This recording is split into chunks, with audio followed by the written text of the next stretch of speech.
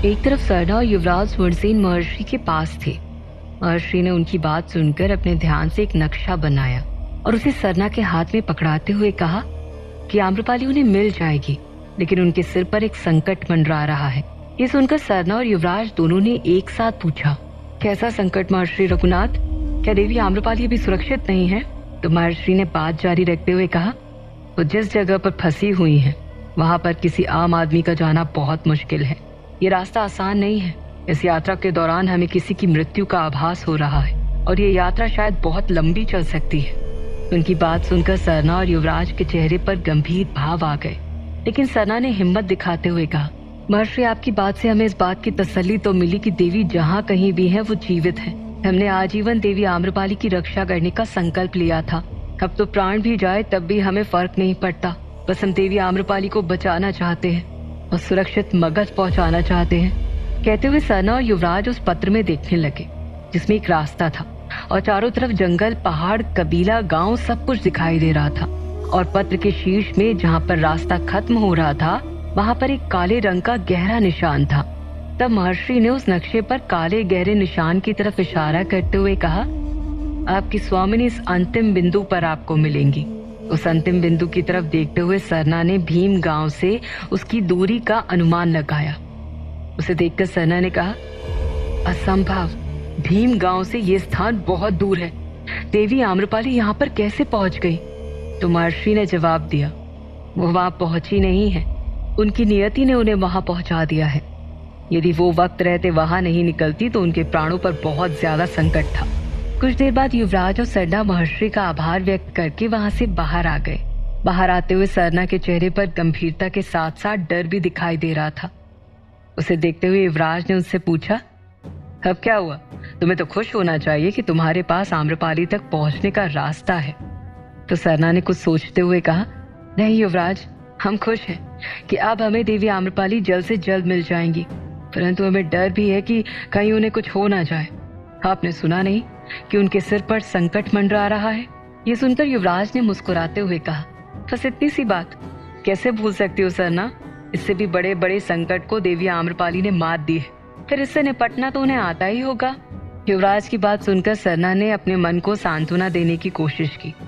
वो लोग जैसे ही घोड़े के पास आए, सरना रुक गई और उसने युवराज से कहा, युवराज, यहाँ तक हमारा साथ देने के लिए आपका बहुत बहुत धन्यवाद, लेकिन अब यहाँ से हम अकेले जाएंगे, आप हमारे साथ नहीं आ रहे हैं।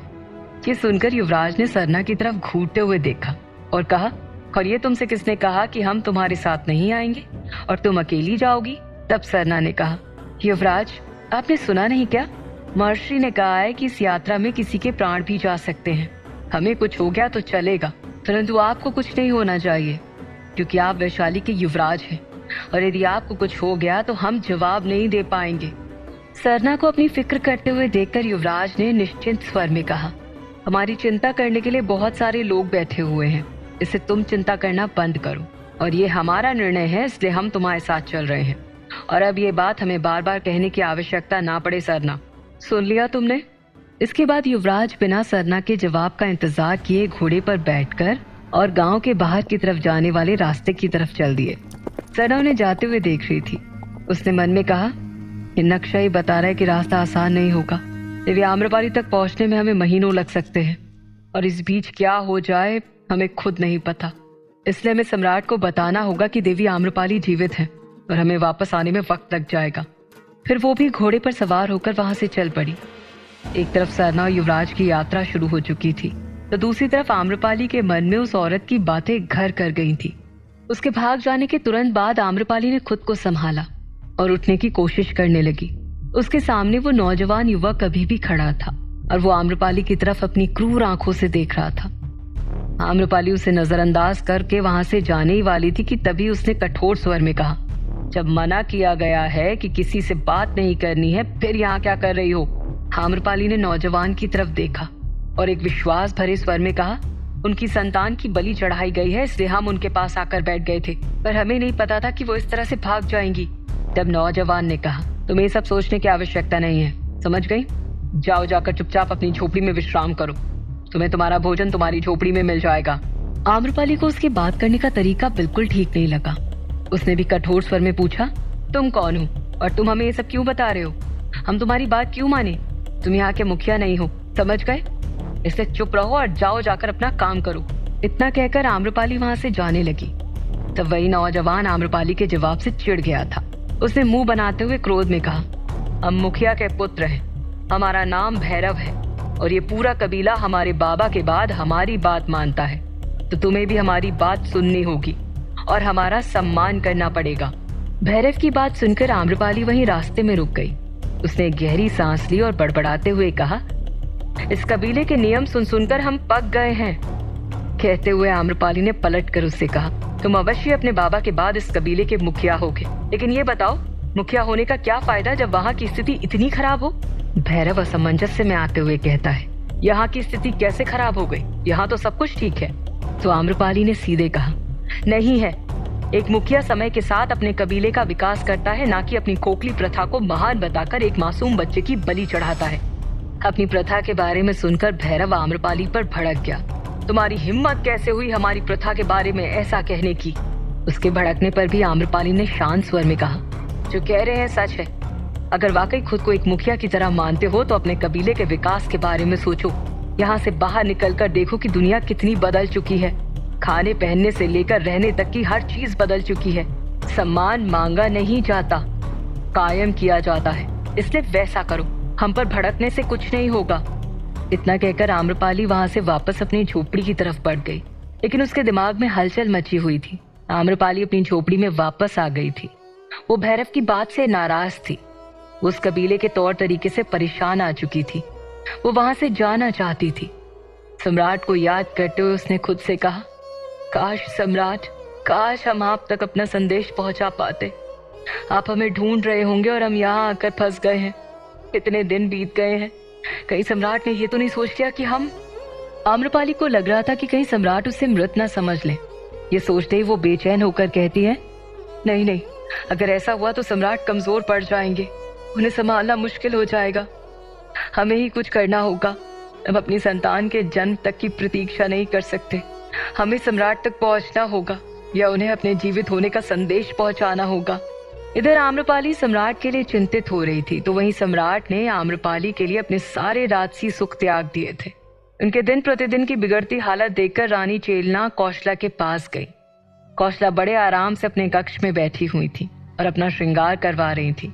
चेलना कौशला के पास जाकर कहती है, आप यहाँ श्रृंगार करा रही हैं और वहां सम्राट की स्थिति देख रही हैं? कैसा हाल बना लिया उन्होंने अपना। कौशला ने निश्चिंत स्वर में कहा, तो उससे क्या, वैसे भी आम्रपाली वापस लौट कर आने वाली तो नहीं है, तो कुछ समय पश्चात सम्राट खुद ब खुद ठीक हो जाएंगे। तुम चिंता मत करो, जाओ जाकर मौज करो। कौशला स्वार्थी होकर बैठी थी। सम्राट की स्थिति से उसे बिल्कुल भी फर्क नहीं पड़ रहा था। वो देखकर चेलना ने उसे ज्यादा कुछ नहीं कहना ही बेहतर समझा और चुपचाप वो वहां से चली गई। वो वहां से सम्राट के पास जा रही थी ताकि उनके साथ बैठकर कुछ वक्त बिता सके। उनके कक्ष में पहुंची तो वहां सम्राट कहीं नहीं थे। ये देखकर चेलना उन्हें चारों तरफ ढूंढने लगी। तभी से द्वार पर आहट सुनाई दी। चेलना ने जब पलटकर देखा तो पीछे एक द्वार पर एक सैनिक खड़ा था। सैनिक ने सिर झुकाकर चेलना का अभिवादन किया। उसने कहा, रानी चेलना, सम्राट के लिए संदेश था। कहते हुए उसने अपने हाथ में रखा संदेश चेलना की तरफ बढ़ा दिया। चेलना का ध्यान सम्राट पर था कि वो आखिर कहाँ गए होंगे, इसलिए उसने उस संदेश पर बिना नजर डाले उसे अपने हाथ में ले लिया और कहा, इसे हमें दे दो, हम सम्राट को दे देंगे। इसके बाद वो संदेश लेकर वहां से सम्राट को ढूंढने के लिए चली गई। इस दौरान उसकी नजर संदेश पर एक बार भी नहीं गई, जिस पर वैशाली की मुहर लगी थी। वो संदेश सरना ने भिजवाया था, जिसमें आम्रपाली के बारे में लिखा था। वहीं सम्राट आम्रपाली के कक्ष में थे। वो उसकी खिड़की के पास खड़े थे, जहां से झरना साफ दिखाई दे रहा था। कौशला देवी और सोम का सच सामने आने के बाद आम्रपाली ने अपने मन की सारी बात सम्राट से वहीं पर खड़े होकर कह दी थी। सम्राट मायूस मन से उस झरने की तरफ देख रहे थे। वहां से आती हुई ठंडी हवा उन्हें आम्रपाली के करीब होने का एहसास करा रही थी। तभी चेलना सम्राट को ढूंढते हुए वहां पहुंच गई। सम्राट को खिड़की पर देखकर वो उनके पास गई और प्रेम से कहती है, सम्राट, कब तक आप ऐसे ही मायूस रहेंगे? चेलना को वहां देखकर सम्राट ने साधारण स्वर में कहा, नहीं चेलना, हम मायूस नहीं हैं। बस कुछ यादें हैं जो किसी के दूर चले जाने के बाद भी करीब रहती हैं और हमें सहारा देती हैं। तो तुम यहाँ क्यों आई हो? चेलना अपने हाथ में रखे उस संदेश को दिखाकर उन्हें बताने ही वाली थी कि तभी उसकी नजर वैशाली की मोहर पर चली गई।